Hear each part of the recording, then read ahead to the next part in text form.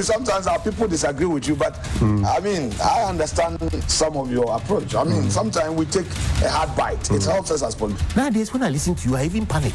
Why? Hey, Why do you panic? The way you, Papa, you know Papa. Figuratively, he bites as hard as he can. Okay. And of course, when he puts his fangs into you, you certainly feel it. I think it took. Watch Johnny's bite.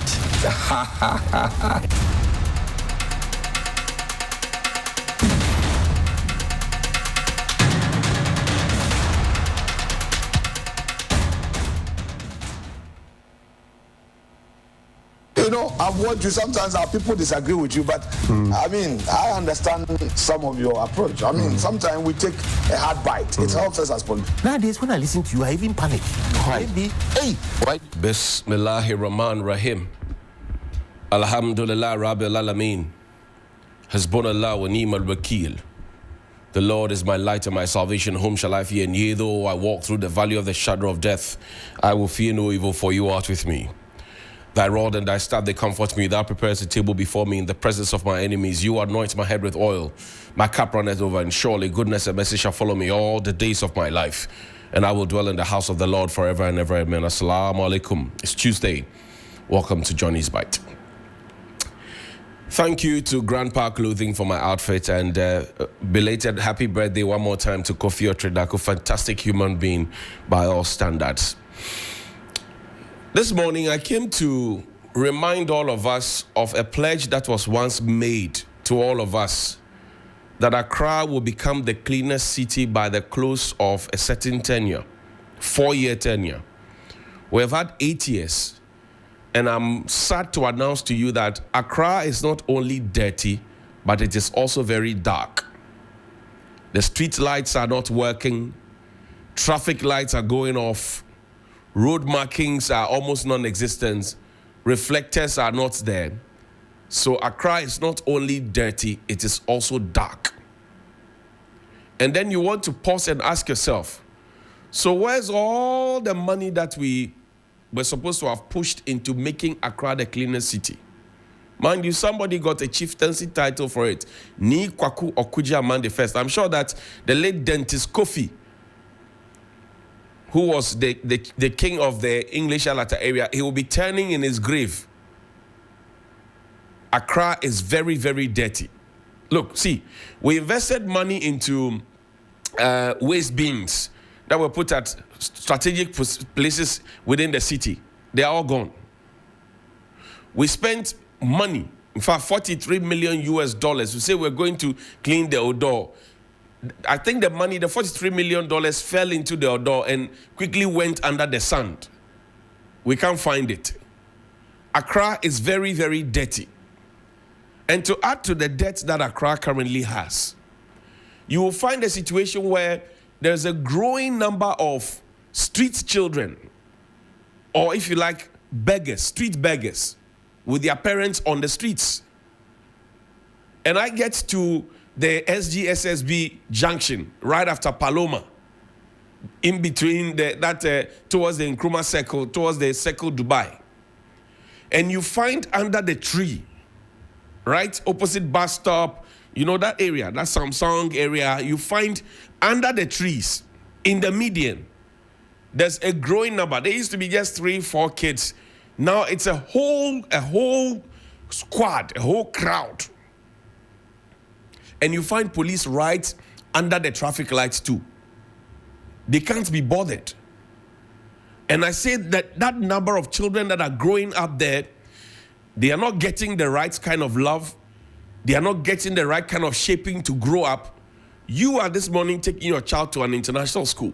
After your child has had breakfast, you are driving your child, or a driver has come to pick your child, or somebody will drop your child off for you. You are spending time to make sure that your child is properly groomed. But there's another layer of children who are on the streets, maybe not even Ghanaians. They are growing through the school of hard knocks. In future, in the next 20, 30 years, when your child has become prim and proper and has grown and graduated, those people who grew up on the streets and have nothing to hope for and nothing to look out for, they will come chasing your children for what they have, and they will snatch it from them. So let's not make it a case of, oh, they are on the streets, let's not care about it. If we do not complain about it for the authorities to do something about it, we will be in trouble. I say that place, it's not far from the president's home. The former president's home. It's not far from that place. Right in the median.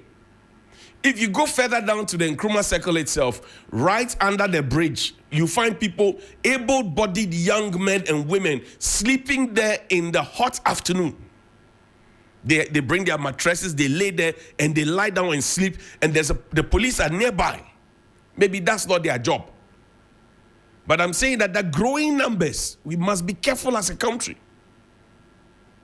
The growing numbers. Accra is not only dirty, it is dark, and now you have the street children and the street boys and street girls all over the place. And this is the first port of call when anybody comes into this country. Can we not learn from countries like Kigali? Can we not learn from countries like Johannesburg or Cape Town? Can we not learn? I mean, in every society you have people like that, but where our numbers are growing beyond what is acceptable, for want of a better expression, we must be careful. We must be really careful. And it is the same attitude that is what kept Charles quiet for a long time. The Conference of Heads of Assisted Secondary Schools. You and I know that the food that was being fed to our children in school was not good. Sometimes you find gari and something that is masquerading as soup. And the children will be eating it like prison food. Forgive me, my friends who are in prison, forgive. And it is so demeaning. And we know the benefits of nutrition and education. We know. Even Charles kept quiet. There had to be a regime change before Charles could speak up. I remember some time ago when school was supposed to reopen, I think on the 5th of May or something, and then it was postponed. Charles spoke about it and said, no, don't reopen because we have a problem with furniture, with beds, and government got angry. So even Charles, Conference of Heads of Assisted Secondary Schools, they kept quiet. And when I was in secondary school, Charles was a very notable and vocal voice in society. Even Charles kept quiet. It had to take the change in a regime for Charles to come and say that, oh, let your children come to school with food. And Child Rights International, Bright Appear and his team say, no, it will defeat the purpose, the original purpose of free SHS. I agree. But the question is, how did we get here? How did we keep quiet and allow? And I'm relating this to the street children thing I'm talking about. I'm relating this to the death in Accra. I'm relating this to how dark Accra is. I'm just relating and connecting. That we kept quiet. Charles kept quiet. They kept quiet. They kept quiet for a long time. You and I know that sometimes the children are asked that, oh, bring your own sugar, bring your own milk to the dining hall. You and I know. So why do we pretend? You and I were here when expired rice was fed to the children. You and I know. So why do we pretend? I say it is that level of pretense and that level of mimpemi wansem and that level of amafedin, that is what will make this country fall if we don't speak up. That is what will make this country fall if we don't speak up. Now, there's something on my heart that I've spoken about before, and I'll speak about it again. I've asked you to pay attention to state vehicles, those green plates. You find a government vehicle, it has the green number plate. The other time, I asked you respectfully to do something for me. I said, when you see a state vehicle, capture the number plate, right? And then dial star 920 star 57 hash. It will give you a prompt, and then you enter the car number without spacing. Star 920 star 57 hash. And check which company is insuring the state vehicle. Nana Kumia sat here and told me that even STC, they don't do business with SIC. And I asked myself, why is the state refusing to do business with the state? I have nothing against private sector expansion, no. I have nothing against their inclusion, no. I am saying that when Osajifo Dr. Kwame Nkrumah sat and thought with his team that let us create a state insurance company, there was a vision, there was a thinking behind it. Today, the state doesn't do business with the state because people have cuts in it, because people are connected politically, because people are connected in their business. So the state, you go and buy 200 vehicles, we bring it, and SIC doesn't register even one of them. And you ask yourself, why is the state refusing to do business with the state? It's one of the things that the President, John Mahama, must look at. The state must do business with the state. In the past, the ships, in the past, the airplanes, in the past, all those big facilities, the buildings, etc., they were all insured by the state. And today, go and look at the SIC. Go and look at what SIC has become. Me, I'm a son of an old Wadi. So I save with ADB, which belongs to the state. I insure with SIC, which belongs to the state. So when I stand and I'm speaking out of confidence. I'm not doing Mutromojo. I'm speaking out of confidence. I am asking us a question this morning. Why is the state refusing to do business with the state? And how do we want SIC to survive? Or were we doing it deliberately by giving SIC's business to other private entities that had other connections so that we will run SIC down and sell it off eventually? These are simple and legitimate questions to ask. I am asking this morning, why is the state not doing business with the state? And when did we start doing that thing? That we buy a state vehicle. We put up a state property. The new Bank of Ghana building, who is insuring it? No, I'm asking. The new Bank of Ghana building, who is insuring it? Is the state doing business with the state? All those flashy buildings you see around the National Communication Authority, all those buildings that belong to the state, is the state insuring with the state? No, I'm just asking. So you see how the state is handicapping itself? Then when we finish, they will tell us that the state is broke, so we should go and borrow money that you and I will pay, and our children and our grandchildren will come and pay, and our fathers and our mothers will go and pay. If the state were doing business with the state, the money will stay here.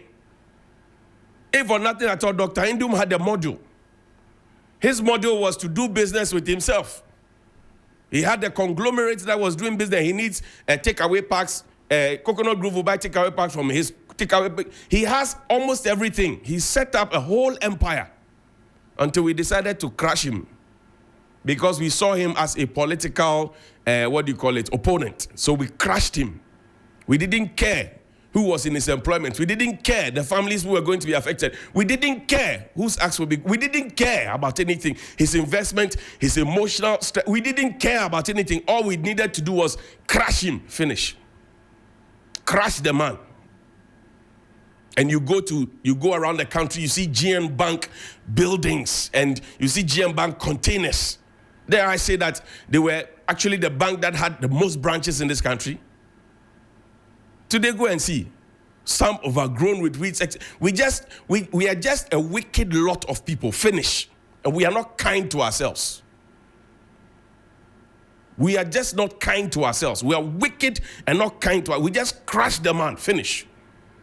Just like what we are doing to S. I say, I'm on the case of SIC until the state decides to do business with the state. We buy new vehicles. We must quickly drive them off to SIC. Say, SIC, come and insure these vehicles for me. Then they will get liquidity support and then they will expand. If they are going down, we need to find a way to stabilize them. And then we can help them to grow. You stabilize and then you grow. But we have left them so that we get an opportunity to price them poor and then to sell it off. How many more of Dr. Kwame Nkrumah's creations can we sell off because we failed to maintain it? Is this rocket science? Is this rocket science? In this house, I'll use this house as an example. In this house, we have Adesa Productions Limited. They produce everything from commercials to music videos, to everything. If you want to produce, come, we'll produce for you. Advert, everything we do. If 3 Group or TV3 or 3FM wants to do a commercial, do you think that we will take it outside of here and go and give it to somebody else? Media General will do business with Media General. So why can the state not do business with the state? I've just asked a simple question. Can I get some wise answers as to why the state is not doing business with the state? Can I get some wise answers? Can I get some very honest answers why the state is not doing business with the state? Can somebody answer me? Can somebody simply tell me why we decided at some point as very wise and sane thinking people that we are deciding that the state institution which was set up by the forebears, the creators and the people who fought for independence of this country, they thought about it and said, let us have an insurance company that will insure our assets for us. So the state will do business with the state. We were so wise. We decided that let's take the business from them. Let's give it to our friends and cronies. I say when you see the state vehicle, *920*57#, just key it in, and you will come and give me the results. This morning, there will be a lot of government vehicles on the streets. Just capture the number, *920*57#, and then follow the prompt, enter the car number. You will be shocked that SIC is not in the list of companies that are insuring state vehicles. If you find maybe a few bosses and chief directors who are stubborn, who say, oh, no, we will not toe this line, we will go this way because this is what we know. Almost every state-owned enterprise has been run down. Go to Gihok, go and see their situation. Completely run down. Because we were doing Akuntama Adamfo. We were doing Akuntama Adamfo at Gihok. The president was doing Akuntama Adamfo, and Gihok was being run down. And you could clearly see the frustration on the face of the board members and everybody. And they were not happy about it. But we were doing Akuntama Adamfo. Why? Why do we do that to ourselves? What we came to meet, if we cannot keep it at that level, we must at least maintain it. But we will run it down and then we talk down at it and then we leave it the way it is. Then when we finish, we'll go and borrow money. When you have a business that could actually give you money. Sisters, find me the letters from the lawyer. The former NIB boss. His lawyers wrote, after Samuel Kudjeto Ablakwa, in fact, no, let's go to the Facebook post first. Samuel Kudjeto Ablakwa, MP for North Tongue, the leader of the oral team. He says, so what exactly is the former Director General of the National Intelligence Bureau, Nana Tobra Kweku, denying? 1, is he denying that he bought our prime cantonment state land from President Akufo-Addo at a terribly insulting 160,157 Ghana cedis? That is for less than $11,000. That is for less than $11,000. See incontrovertible evidence from the Lands Commission attached, and I'll show you. 2, is he denying the fact that the real conservative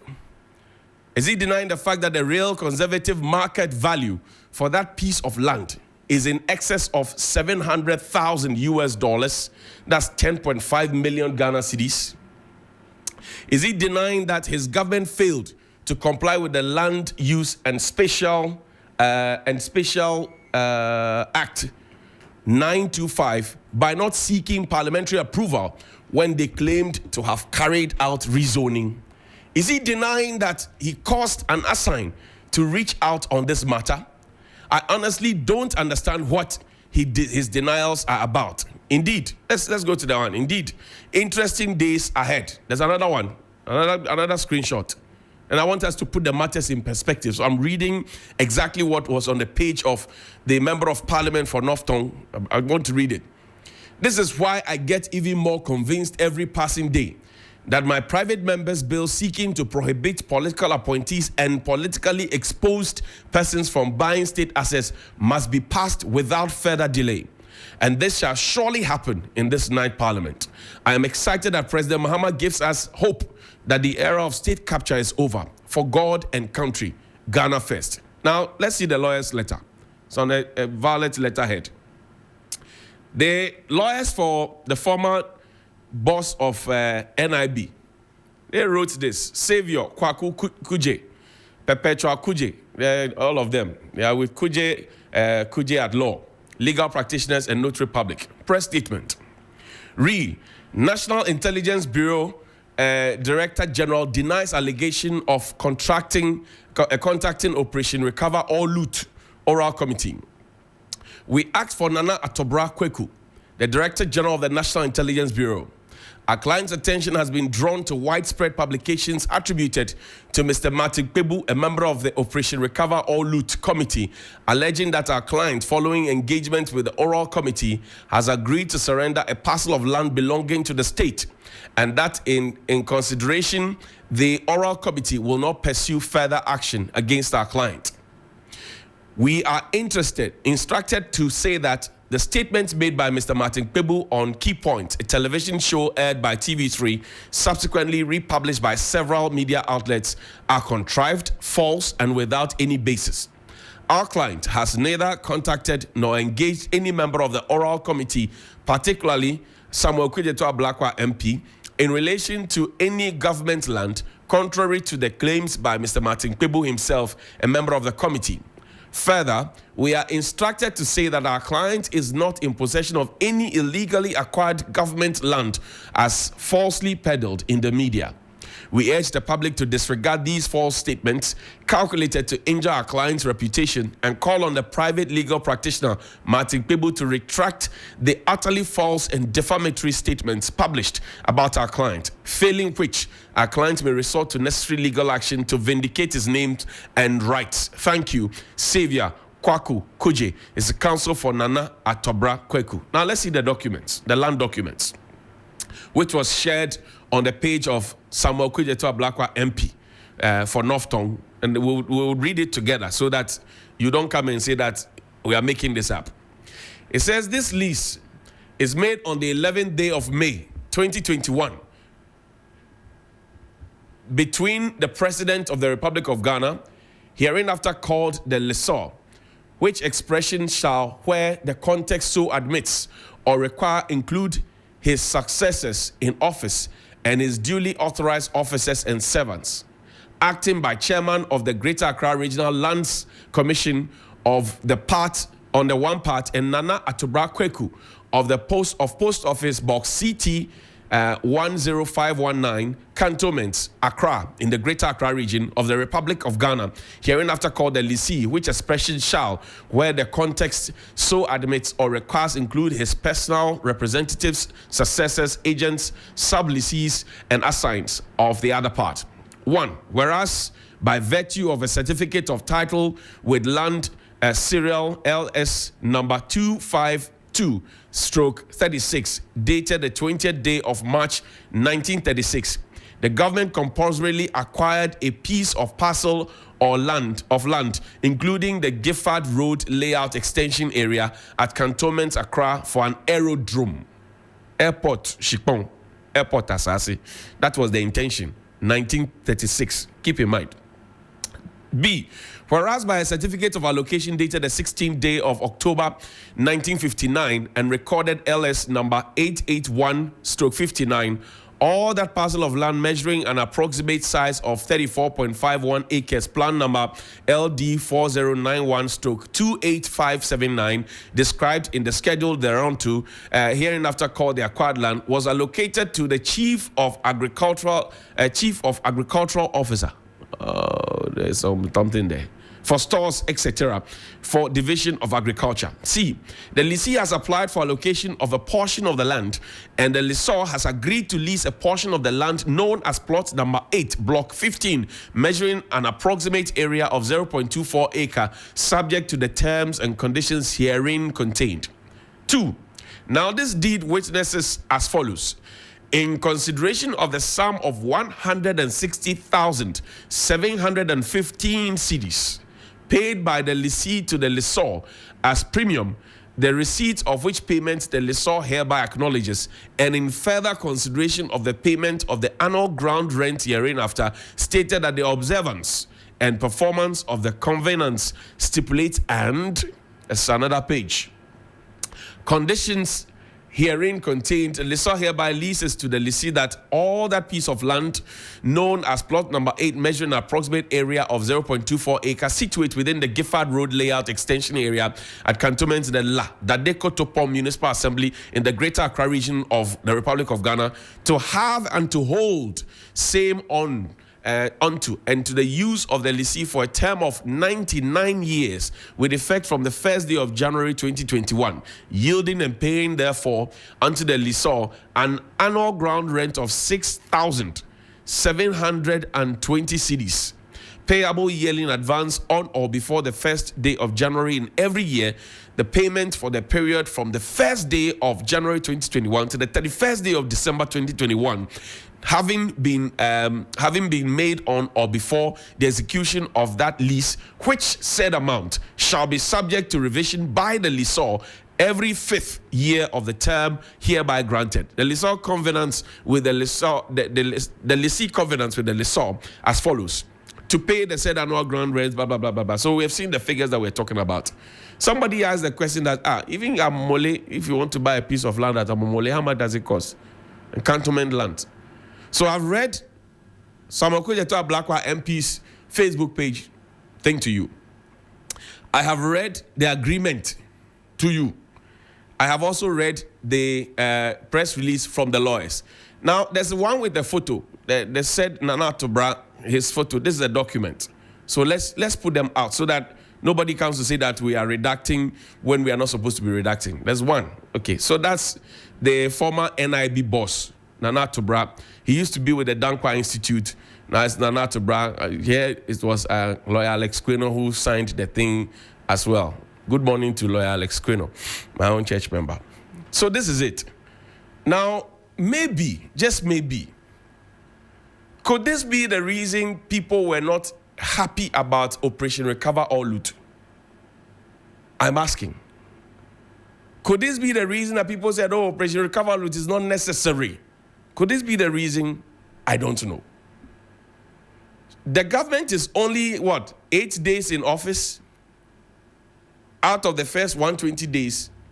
And some of these revelations are coming out about land, about our energy sector, about this, about that, to the point where the presidency had had cause to write to the Lands Commission to say, halt any sale of state lands. So Operation Recover or Loot. And I hope that it doesn't just end there. If somebody has taken what they are not supposed to take, and you go to them, I disagree with lawyer Martin. People say, oh, somebody says, oh, I've taken this and I've decided to give it, so we will not pursue. We will not pursue what? Should it have been taken in the first place? That's what the people want to know.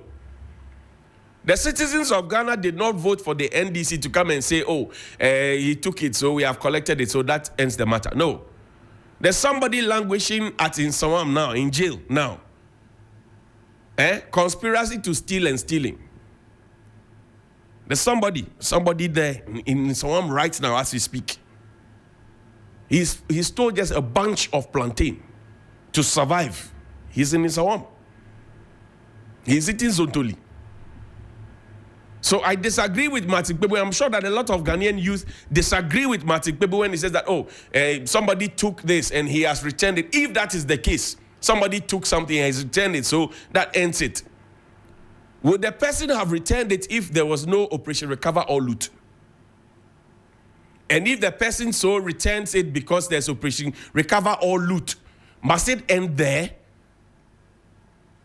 I'm asking simple questions. If you take it, will it end there? I'm asking you watching me, if you take it, will it end there? It will not end there. So why must it end there for somebody else? If it is true what they are saying, that the former boss of an investigative arm of government, have you been accosted by BNI or NIB people before? I'm asking you, have you been accosted by BNI or NIB people before? You will regret it. The Rambo style in which they come, you will regret it. So now if the boss of that institution that is supposed to be investigating to make sure that people don't do wrong things, and I'm saying, I'm putting a caveat to it, that this is what they have said, if it is true, the rules must not change. In fact, the rules must be stiffer because the individual is supposed to know better. That individual was clothed with the authority and the powers to make sure that we were all in line. So how did the person who is supposed to keep us in line get out of the line? It's a question.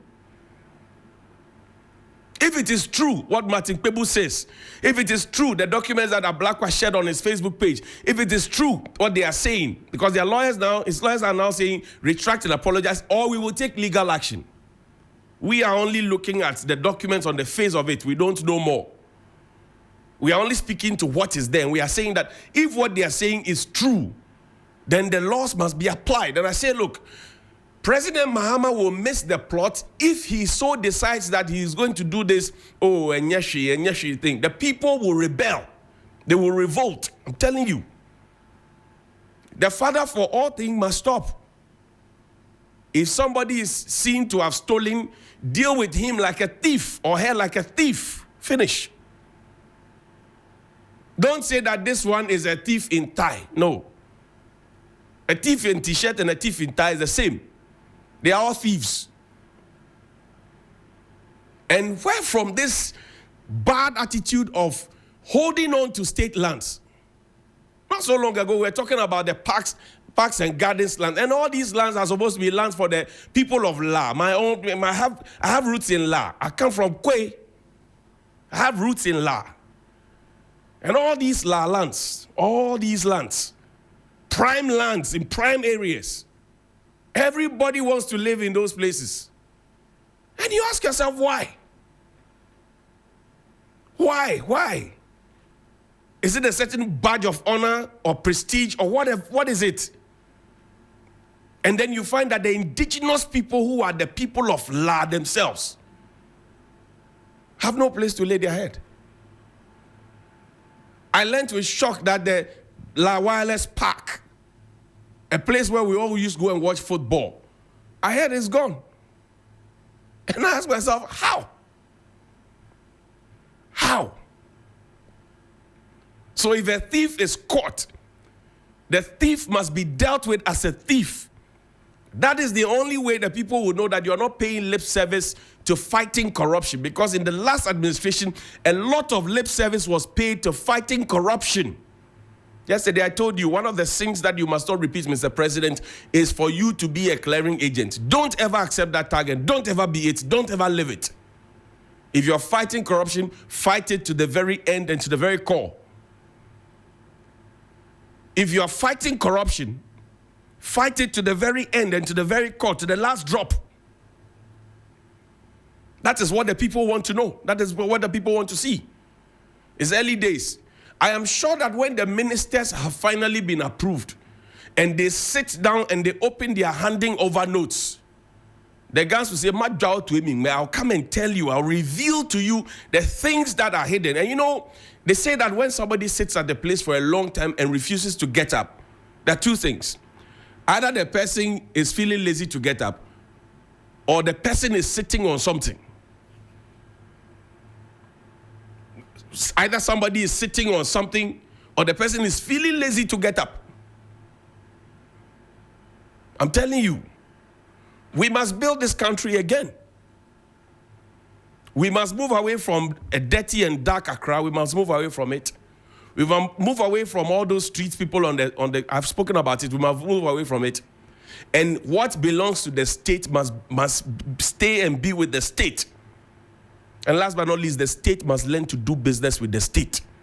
I've finished. Have a good morning. Please call me 055-924-2717 and 055-691-0154. 055-924-2717 and 055-691-0154. Hello, good morning. Good morning. How are you? I'm fine. This is good. Great. Talk to me. Yeah, we thank God that the power has changed. Mm-hmm. Yes, because what these people plan to do to this country, in the name of the